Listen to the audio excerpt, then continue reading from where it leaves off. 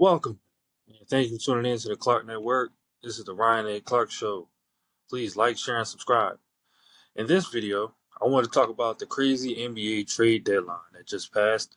I want to share some winners and losers. I thought some interesting deals that went past, and just wanted to share and talk about them. Of course, the headline was James Harden to the Cleveland Cavaliers. He made his debut last night. He had 23 and 8. Cleveland also received Dennis Schroeder from the Kings. I think that was a good pickup. Garland to the Clippers. We had Jackson Jr. to the Jazz. He made his debut with 22 and 4. McCain to OKC. He had 5 points. Zubac to the Pacers. Davis to the Wizards. Kaminga to the Hawks. Let's see. Let's got Vuce to the Celtics. I think that's going to be really good. Porzingis to Golden State. Kobe White to the Hornets. Knicks got Alvarado. Kennard went to the Lakers. He had 10 points last night. Cruder to the Pistons. I think that was a good pickup. And I think that's pretty much the gist of how I saw most of them. And as far as the winners, I would definitely say I think the obvious one is Cleveland, of course. They helped build their roster. Harden was good at really making the big man useful, which they had a problem with going into the season. Kind of had them at the middle of the pack, and they needed to make a move to keep up with the New York Knicks and the Detroit Pistons and the Celtics. So I like the Harden pickup. He looked good with them last night, and they got about 20 some games left to maybe before here 20 or 30 some games left to finish out the year and gel before the playoffs. I'm not sure if it gets them over the hump in the East, but it definitely helped.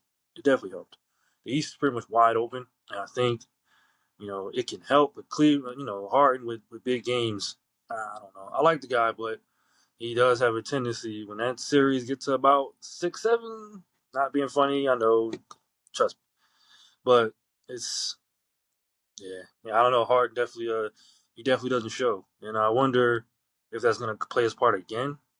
He didn't make it seem like he really wants to win. We all kind of think differently, but I do like I do like Harden over there with Allen and Mobley. I think he's really gonna get, especially Allen, because Allen kind of got lost in the shuffle, and I think that he's going to get him back at least playing decently again and maybe motivate him to get back on that defensive end again because it kind of seemed like he was going through the motions. Maybe he felt lost in the team himself and getting the ball from Harden more. I think that'll help. They needed a better playmaker. Not saying Garland was bad; he definitely played great, but Harden's a better point guard currently, so can't be mad at Cleveland making that move. Garland to the Clippers. Uh, I don't. I mean, I'll be honest. Okay, I'll continue to go on my winners. I think Jackson to the Jazz. I think that's a good pickup. I think he brings definitely more depth to the big man position, and they slowly got a nice core going. Jazz might be another team on a turnaround. I told you guys about the Hornets. They won 9 straight. I want to say Jazz, they can make a swing. I don't know about this season, but core of Jackson Jr., Laurie Markkinen, still got Ace Bailey. I think they can turn it around. They got a lot of trees over there, and I think they can turn it around. But we'll see going forward with that one. I like McCain to OKC. As a Sixers fan, this hurts my heart. Oh my gosh, bro! It just seems like the Sixers have not learned, or I made a video previously talking about some of the bad moves they made, and I think this is going to be another one. For OKC, of course, it has a great shooter, and seeing him last night, it looks like they're embracing him. He got a standing ovation. Everybody was hyped when he made his first three, which is great for him because being traded, isn't great. And I think he definitely wanted to be in Philly, but they let him go. And I think that'd be great for OKC, another shooter for them. And similar to the Isaiah Joe situation, it seemed like the Sixers just handed them another shooter. Another headline of the day was Anthony Davis to the Wizards. That was a bit surprising. I would say that trade will work for the Wizards if Anthony Davis buys in. He's saying all the right things, but I don't really think he's fully invested in that. I think from what he said, he wants to win, and he does believe that the Wizards can build something. And right now, I mean, I think they can.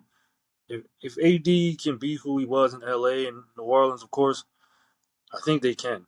With just getting Trae Young, you still got still got Sarr, still got Trey Johnson.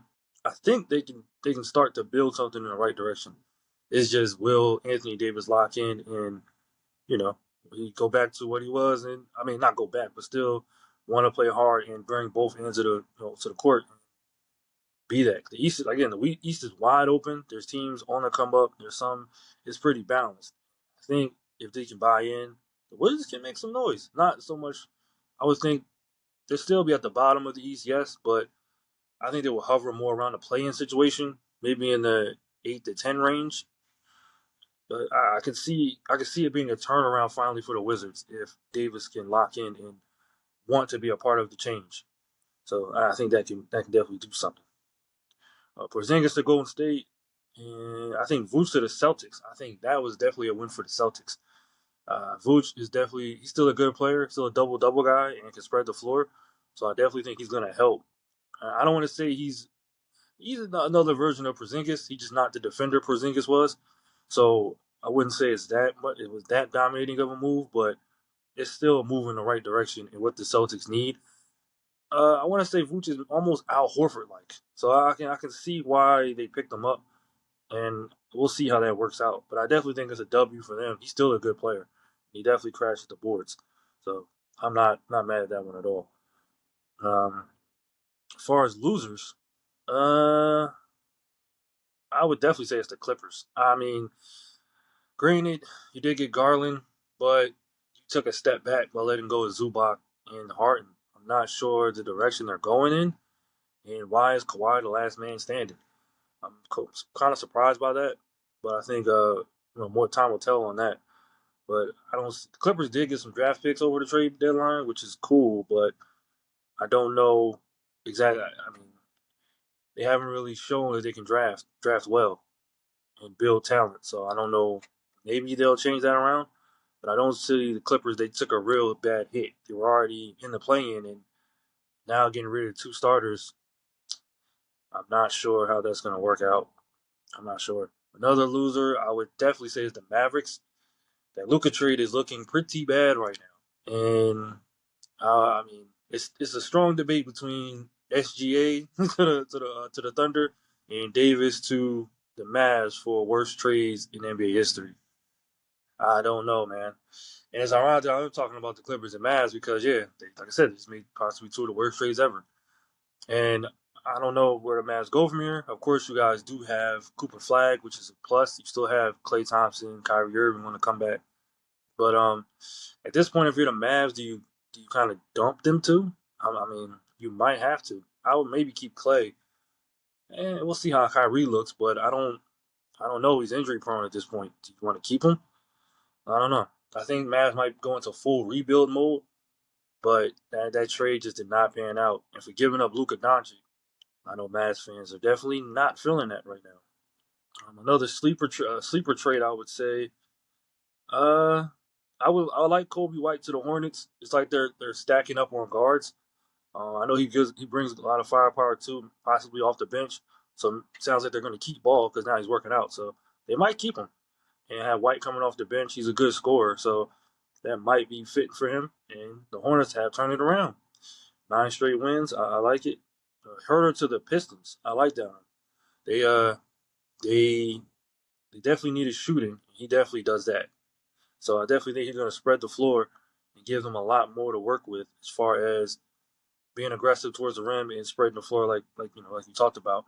I think he could fill in that Malik Beasley role, but he might be a little better at it. I think he's a little better shooter right now.